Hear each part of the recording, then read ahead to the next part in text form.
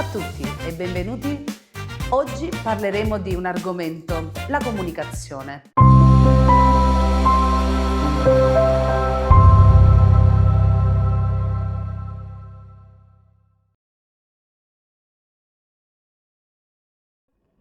Ragazzi, oltre al nostro canale su YouTube di Vivi Family Official, siamo anche su Spotify, Apple Music, Amazon Podcast e basta. Ma mi sembrano già veramente parecchi. Mi raccomando, iscrivetevi. Per voi è semplicemente un click, è gratuito, ma sostenete il nostro progetto di famiglia. Quindi vi invito a cliccare su iscrivetevi. Tantissimi comunichiamo come attraverso semplicemente il cellulare, che ci permette di aprire un mondo. Da lì scriviamo una parola e ci dà subito il suo significato. Ma riusciamo a comunicare soltanto così? Ci sono tantissimi modi per comunicare e l'abbiamo visto in svariate maniere. E c'è chi comunica attraverso il linguaggio verbale, come sto facendo io adesso attraverso la videocamera e sto parlando con voi. C'è chi comunica attraverso il linguaggio dei segni, con la LIS. C'è anche il Braille. Il Braille viene utilizzato per i non vedenti. Scorrendo la mano a livello tattile c'è proprio tutto un alfabeto dove vanno a scrivere attraverso questi puntini. Ogni lettera corrisponde a dei puntini dove si creano delle frasi. Sicuramente vi sarà capitato di vedere sugli ascensori dove ci sono i numeri, ci sono questi puntini che corrispondono ai numeri. Quindi abbiamo diversi modi oggi di comunicare, ma ancora non sono magari abbastanza conosciuti o diffusi, perché si ritengono sempre che i modi, queste diverse, io le definisco lingue, perché sono delle vere e proprie lingue.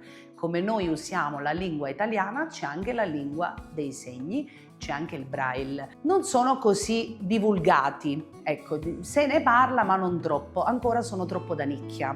Io, grazie a mio figlio, ho conosciuto tutte queste varie alternative di linguaggio. Ho partecipato a diversi corsi dove per esempio ho fatto il Braille. Il Braille devo dire che è difficilissimo, col punteruolo andare lì a scrivere. Per me che sono una vedente, figuriamoci per chi non è non vedente. Eppure loro, avendo conosciuto e sono stata affiancata da chi non vede, sviluppano molto più i sensi, quindi utilizzano molto il tatto e l'udito. L'udito è molto sovraffino.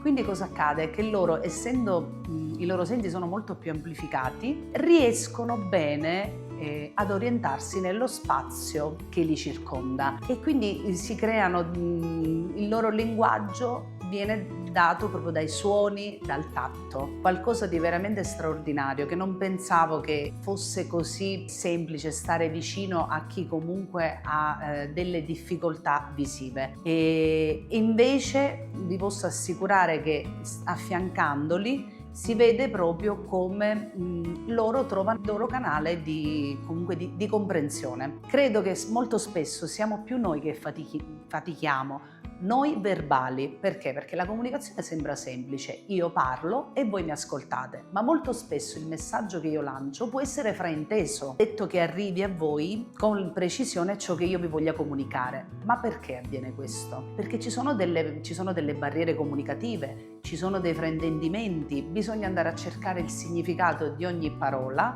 magari ciò che voglio dire non viene espresso in maniera corretta. Mi sono resa conto nel corso del tempo di quanto sia complesso comunque il linguaggio anche nella nostra lingua. Pensiamo che noi che comunichiamo in maniera verbale siamo più facilitati rispetto a chi non lo fa. Sicuramente sì, ma io credo che ci siano molti più fraintendimenti tra di noi verbali che non tra chi utilizza altri linguaggi. Perché? Perché noi a volte abbiamo il linguaggio attraverso delle metafore, ironizziamo e non tutti sanno cogliere questi aspetti, soprattutto chi magari ha altri tipi di difficoltà. A un certo punto nasce la CA. Io ne avevo sentito parlare poco prima del Covid, mio figlio era ancora piccolino e non sapevo bene cosa fosse questa CA. Incontro un'associazione dove organizzano un'uscita con delle brochure e vedo delle immagini affiancate a delle parole.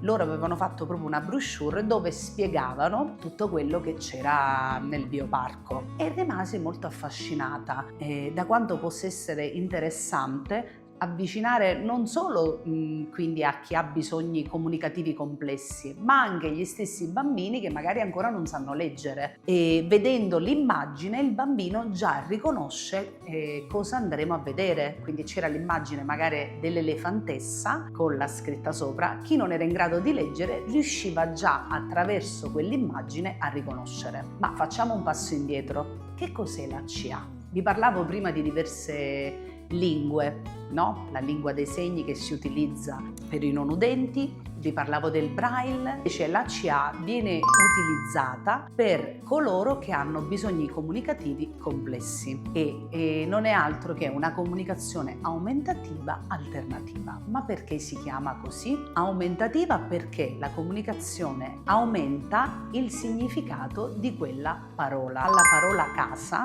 io vado a mettere l'immagine della casa, quindi aumento il significato attraverso l'immagine. Alternativa perché uso, oltre al linguaggio verbale, uso l'immagine. Ed è una comunicazione che può facilitare e affiancare la comunicazione verbale e soprattutto aiuta chi appunto ha i bisogni comunicativi complessi. Ricordiamoci che comunicare è un diritto di tutti, quindi non esiste un bambino che non comunica o un adulto quel che sia. Noi comunichiamo non solo attraverso le parole, ma attraverso i gesti, attraverso lo sguardo. Ecco, l'esperienza proprio personale di cui vi raccontavo, che mi ha portato a conoscere la CA, ho detta anche K, si è aperto un nuovo mondo. Mio figlio ha sempre comunicato attraverso lo sguardo, attraverso soprattutto il contatto con le mani. Non sapevo che potesse esserci un altro modo di comunicare quale fosse la CA, quindi affiancare queste immagini. Ma ha sempre comunicato a modo suo. Questo cosa fa comprendere? Che tutti comunicano. Non esiste una persona che non comunica. C'è la comunicazione verbale, che è questa che sta avvenendo adesso attraverso questo video, quella paraverbale dove io utilizzo anche i gesti oltre alle parole, e quella non verbale. Ma si comunica sempre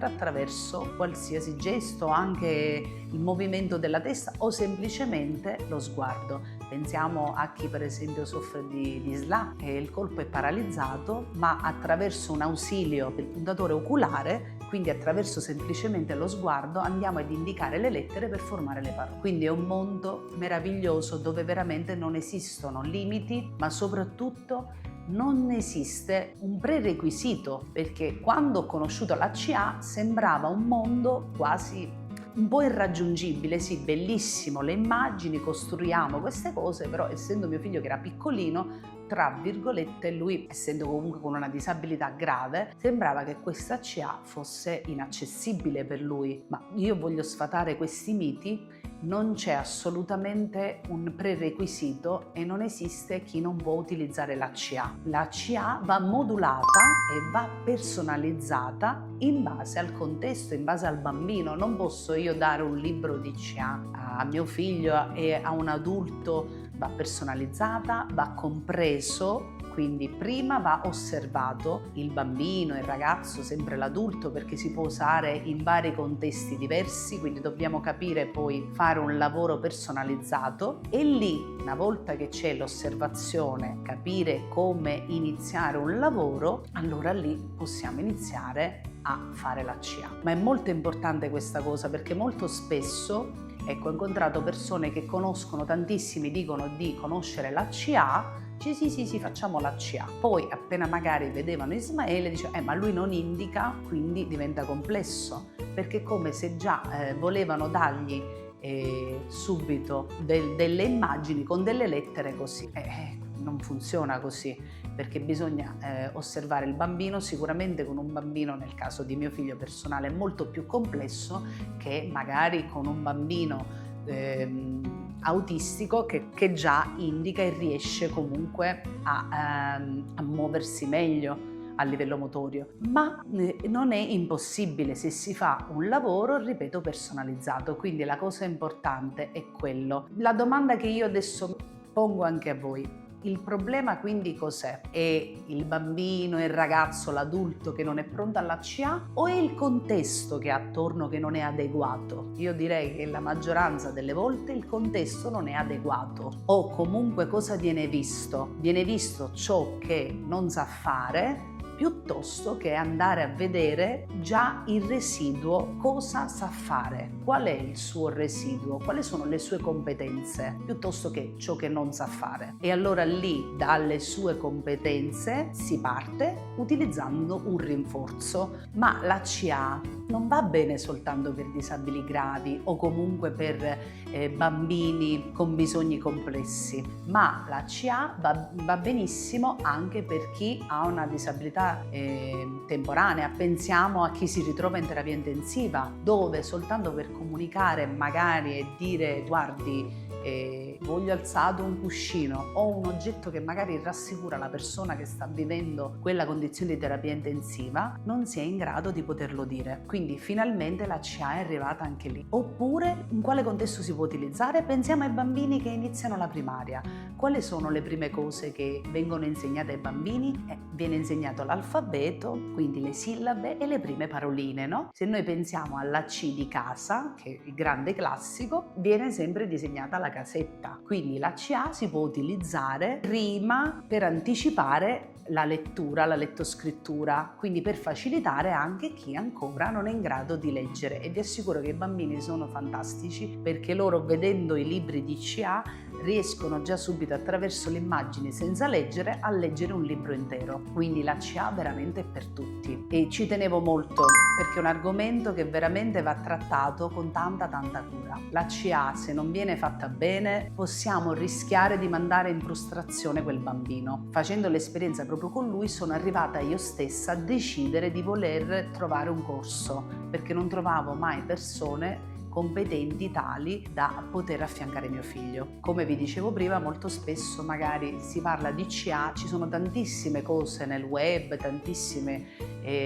pittogrammi che possiamo scaricare, ma non è sufficiente incollare dei pittogrammi e darli così in pasto. Bisogna fare un lavoro proprio di osservazione del bambino e capire qual è anche il sistema simbolico più adatto, perché poi esistono diversi sistemi simbolici quali Arasac, ULS, quindi capire insieme cosa poter fare. E io, avendo visto che comunque c'era tanta confusione, tanta difficoltà, molto spesso magari le famiglie, anche chi come me, si ritrovano magari ad avere pure un ausilio quale uno switch e non saperlo come usare, perché è stato prescritto prima di avere comunque già la comunicazione, o comunque mi è stato dato questo ausilio, però poi la famiglia viene lasciata da sola e non sa come poterlo utilizzare. Questo è spesso un errore che capita, perché non c'è la formazione adeguata, e soprattutto nelle disabilità così gravi. Quindi ho deciso di intraprendere un corso proprio di CA per poter portare il mio bagaglio personale a mio figlio e chissà poi espanderlo, come oggi portare il mio piccolo contributo a voi e raccontarvi un po' cos'è la CA. Io spero che insomma possa essere utile a tutti conoscere un nuovo modo di comunicazione, che poi in realtà non è nuovo. La CA esiste già dagli anni 80 in America, in Italia è arrivato dopo. Diciamo che il grande boom c'è stato negli ultimi 10 anni di esplosione di CA e adesso se ne parla veramente tanto. Speriamo che andrà sempre, che se ne parli sempre, magari verrà integrata, come già avviene col Braille, come vi dicevo prima, attraverso gli ascensori ci sono questi puntini, magari ci saranno anche dei cartelli con indicazioni con i simboli di CA. Ho visto in alcuni parchi giochi che hanno creato questi simboli, ci sono delle iniziative, speriamo che insomma queste iniziative possano essere sempre di più, perché sono veramente tanti i bambini che la utilizzano e quindi, come sempre, io cerco di sensibilizzare su tematiche che mi toccano personalmente. Ma vi ricordo una cosa: siete in tanti che guardate i video e mi fa veramente tanto piacere, ma non vi siete iscritti, quindi vi ricordo di iscrivervi sul nostro canale, la nostra community Vivi Family, e siamo contenti insomma che ci seguite. Vi mando un grande abbraccio e alla prossima, ciao!